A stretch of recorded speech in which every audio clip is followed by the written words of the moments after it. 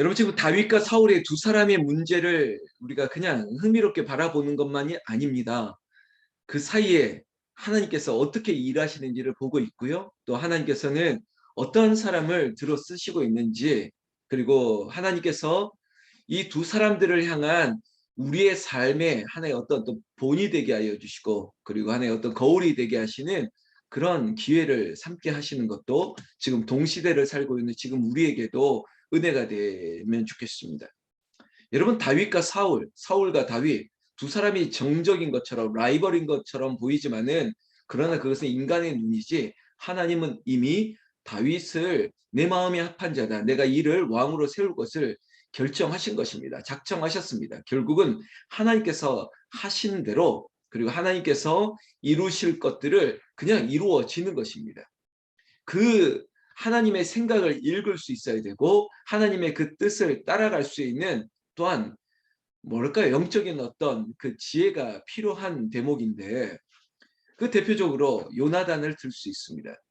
요나단은 사울의 아들임에도 불구하고 다윗이 하나님의 왕, 하나님이 세우신 왕으로서, 그리고 사울이 아닌 내 친구 다윗이 이 나라를 다스릴 것을 알고 있습니다. 인정하고 있습니다.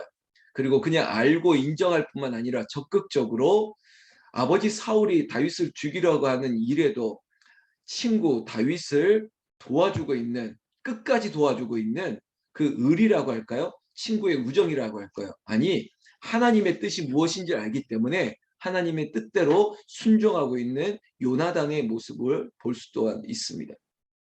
오늘 해당하는 이 사무엘상 23장 15절부터 마지막 9절까지 다윗이 하나님의 손에 구원함을 얻습니다. 그래서 그 일라 사람들을 위해서 전쟁에 나가서도 그 전쟁을 이기게 하신 것도 하나님이셨고요. 그리고 그 전쟁을 통해서 하나님께서 다윗에게 또 다른 확신을 주시고, 그리고 다윗을 따르는 많은 사람도 다윗과 함께하는 하나님을 믿고 또한 다윗을 따르게 된 거죠. 여러분 이게 하나의 원리입니다. 특히 리더십이라고 하는 것은 저 사람이 가지고 있는 어떤 지혜와 능력과 어쩌면 파워라고 하는 그 파워에는 돈도 있을 수 있죠. 이 모든 것들을 보고 사람을 쫓아간다라는 게 세상의 정치나 하는 어떤 그 권력의 풍향계입니다. 그런데 믿음의 눈으로 보면요, 특히 교회의 권력은 뭐냐? 교회의 권력은 다수라고 하는, 다수 뭐 민주주의라고 하는 숫자가 많은 쪽도 아니고요. 그리고 세상의 원리처럼 힘이 있는 곳에, 뭐 돈과 무력이겠죠, 다양한 것들, 여기에 그 사람의 힘과 리더십이 있는 것도 아닙니다. 오직 하나님의 영이 누구와 함께 있느냐는 것이에요. 또 하나님의 뜻이 누구를 통해서 이루어지고 있는지를 보며 알 것입니다. 그래서 교회의 리더십은 보여지는 게 아니라 감추어진 비밀과 같아요. 마치 마태복음에 있는 천국의 비밀 같죠. 아니, 저 집사님에게는, 우리 권사님에게는 비밀이 숨겨져 있어요. 그 안에 믿음의 놀라운 하나님의 신비가 숨겨져 있죠. 그러면 화려하지 않더라도 그 사람을 통해서 하나님이 일을 이루신다면 그 사람과 동행하는 게 은혜가 될 것입니다. 제가 좀 부연 설명처럼 좀 많은 말을 하고 있는데요. 지금 다윗은요, 또다시 이 그일라 사건 이후에도 사울의 집요한 추격에 또 쫓김을 당하고 있습니다. 그 가운데 오늘 성경 15절에 보면 다윗이 사울이 자기의 생명을 빼앗으려고 나온 것을 보았으므로 또다시 십광야 수풀에 숨게 됩니다. 여러분 지명이 십입니다. 여러분 발음 조심해야겠네요.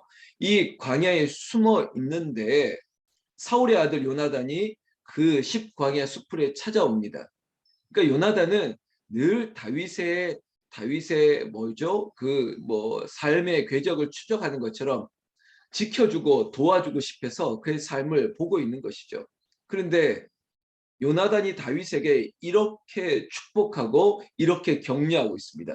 여러분 저도 이런 사람이 되고 싶고, 우리 교회에 있는 요나단과 같은 많은 집사님, 권사님, 장로님이 있는 줄로 믿는데, 특히 여러분 다윗에게 힘을 줄 수 있는 사람이 되어 주십시오.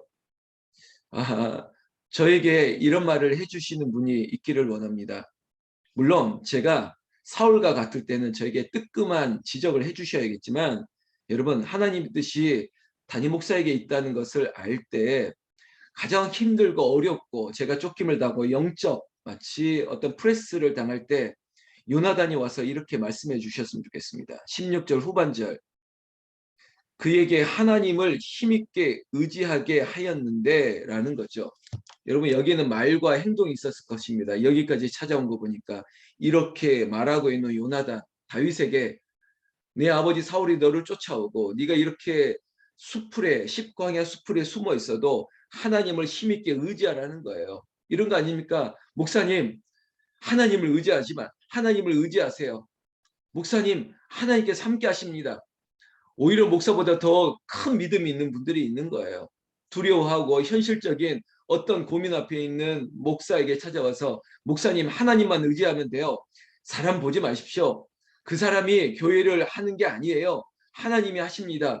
오히려 목사에게 힘을 주는 요나단과 같은 성도님들도 있는 것이죠. 우리 교회도 그런 분들이 참 많습니다.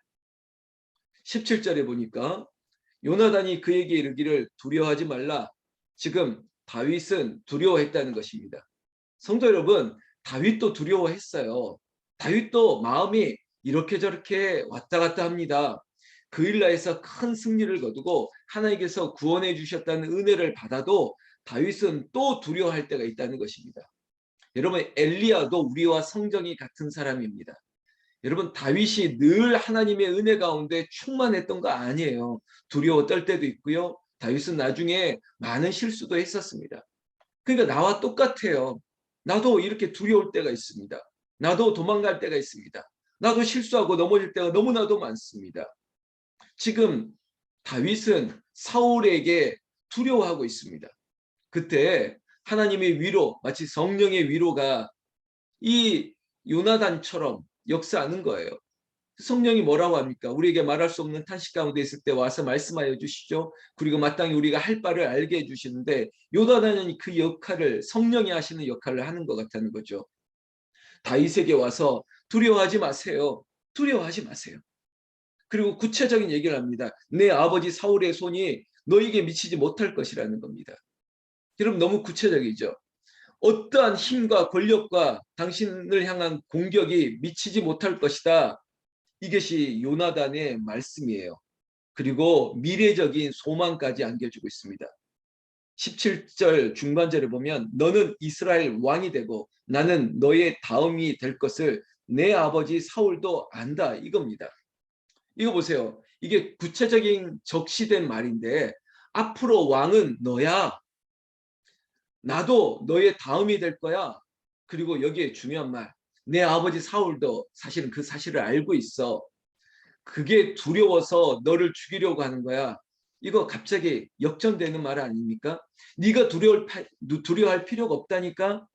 내가 너의 다음이고 내 아버지도 너를 두려워서 네가 왕이 될까 봐 이러고 있는데 여러분, 생각이 다르죠. 요나단 참 멋진 사람이라는 것입니다. 18절에 두 사람이 여호와 앞에서 언약하고 다윗은 수풀에 머물고 요나단은 자기 집으로 돌아가니라. 여러분, 다윗은 이렇게, 다윗을 향한 요나단의 열심 보십시오. 이 십광야까지 찾아오고 다윗을 위로하고 다시 자기 집으로 돌아가고, 왜 돌아갔을까요? 아버지 사울의 동태를 살펴주는 역할을 하는 거죠. 나중에 또 위협이 있을 때 다윗에게 알려주는 역할을 요나단이 하고 있는 것입니다. 여러분, 여기까지 요나단을 보고요. 오늘은 또 다른 요나단과 좀 다른 한 대상을 얘기하려고 합니다. 물론 이게 단수는 아닐 텐데 십광야 수풀에 숨어 있는데 이 십광야 주민들입니다. 요나단은 다윗을 살려주는 역할을 하는데 십광야 사람들은 다윗을 죽이려고 하는 역할을 하고 있다는 거죠. 그래서 오늘 성경 본문은 요나단과 이 십광야 사람들을 또한 비교하고 있습니다. 19절부터 보면 그때 십 사람들이 기브아에 이르러 사울에게 나와 이르되 다윗이 우리와 함께 광야 남쪽 하길라 산 숲을 요새에 숨지 아니하였나이까. 여러분, 요나단이라는 사람은 다윗을 지켜주려고 하는데 다수라고 하는 십광야 주민들은 마치 신고하고 제보하고 있습니다.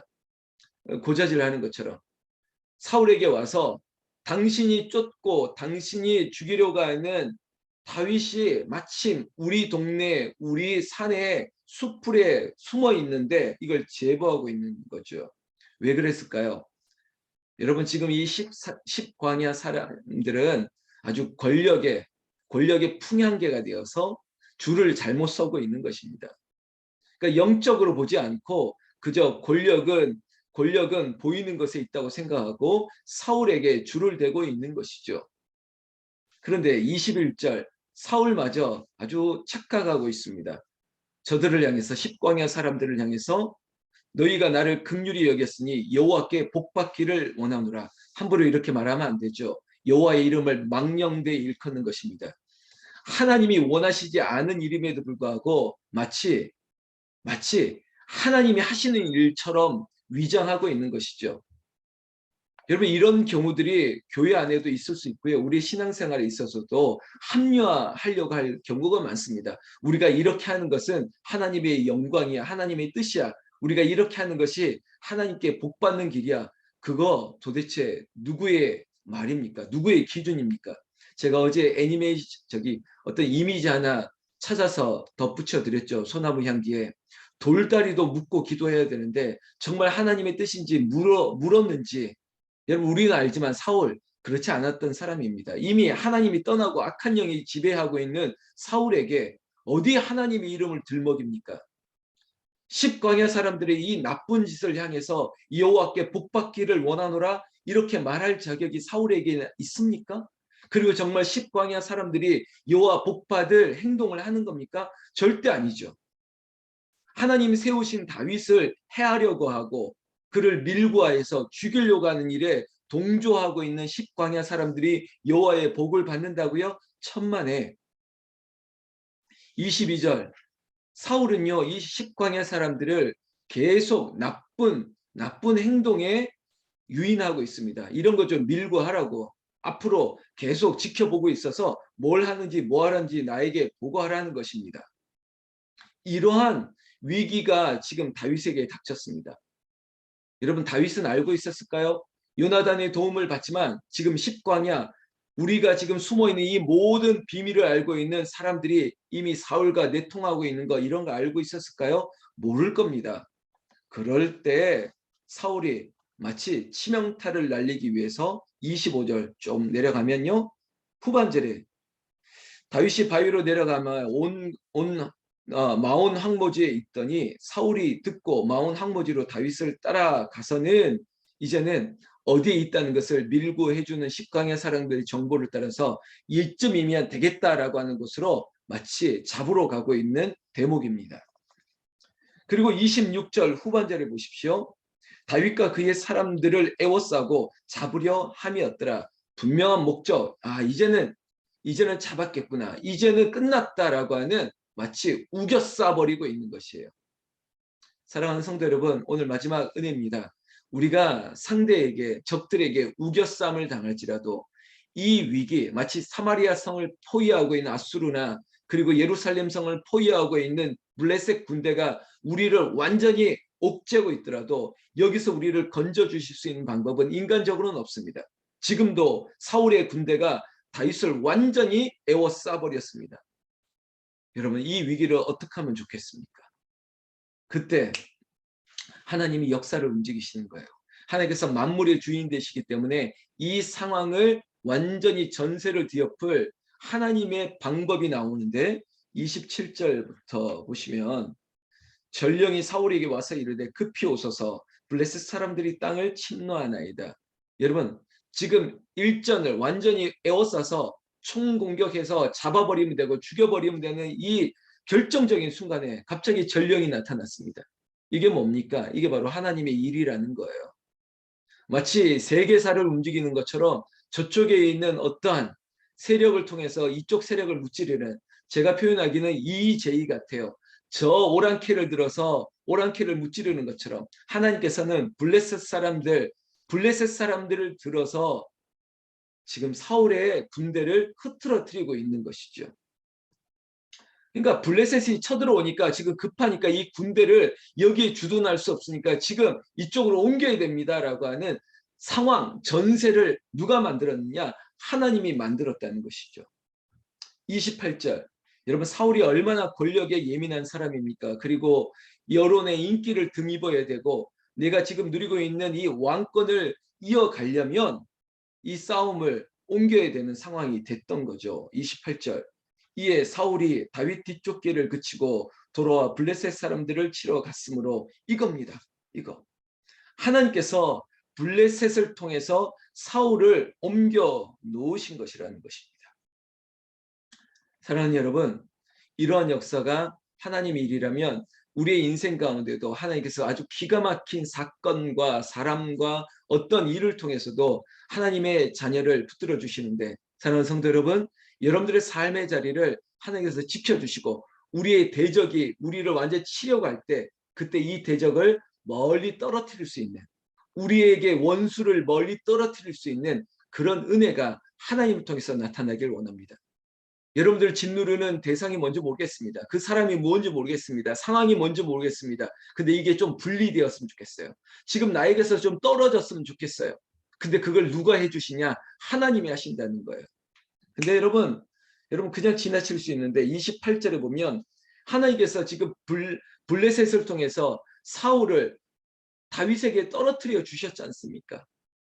근데 그 사건이 있던 그 지명을 여러분들 성경에도 셀라 하마느곳이라 칭하니라 이라고 얘기하고 있습니다. 이게 뭐냐? 이게 이제 히브리어 말로 한다면 이것이 바로 분리시키는 돌, 막 이런 뜻입니다. 사랑하는 성도 여러분, 여러분의 인생, 저의 인생에도 좀 때로는 떨어뜨려야 될 일들이 있습니다. 좀 분리되어야 될 일들이 있습니다. 근데 하나님께서 마치 영원한 반석이 되셔서 그리고 뜨인 돌처럼 되어서 하나님이 쳐서 떨어뜨릴 수 있게 하시는 것, 하나님만이 하실 수 있는 것이에요. 축복합니다. 우리 인생에 떨어져 나가야 될 것들, 우리 인생 가운데 제발 이거는 좀 분리돼야 될 상황들까지도 모든 것들을 결정하시고 이루어 주실 일들이 어디에 있느냐? 셀라 하마는 무엇이라고 하는 이 지명처럼 우리 인생 가운데서도 떨어져 나갈 것, 분리시킬 것 하나님께서 하시고 그곳이 역사하는 간증의 자리, 여러분들의 자리가 은혜의 자리가 되기를 예수님의 이름으로 축원합니다. 그리고 마지막 29절에 우리에게도 이런 이름의 팀이 있죠. 다윗이 거기서 올라가서 엔게디 요새에 머무니라. 여러분 이 엔게디는 앞으로 다윗의 왕조를 일으킬 수 있는 초석이 되고 그리고 많은 사람들이 모여서 다윗에게 힘을 실어주는 아주 다시 한번 새로운 정부가 탄생할 수 있는 밑거름이 되었던 곳이 이곳입니다.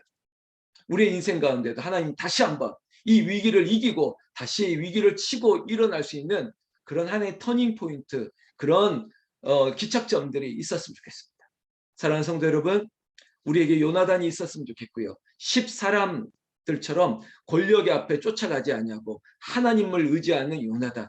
요나단이 내가 되고 또 요나단 같은 사람이 나에게도 있고 그리고 마지막으로 하나님께서 하시는 일들 가운데 우리에게 딱 붙어 있고 우리를 괴롭히는 것들을 내 방법이 아니라 하나님 방법으로 분리시키고 띄어놓을 수 있는 간증이 반드시 우리에게 나타나기를 나는 예수님의 이름으로 축원합니다. 축원합니다.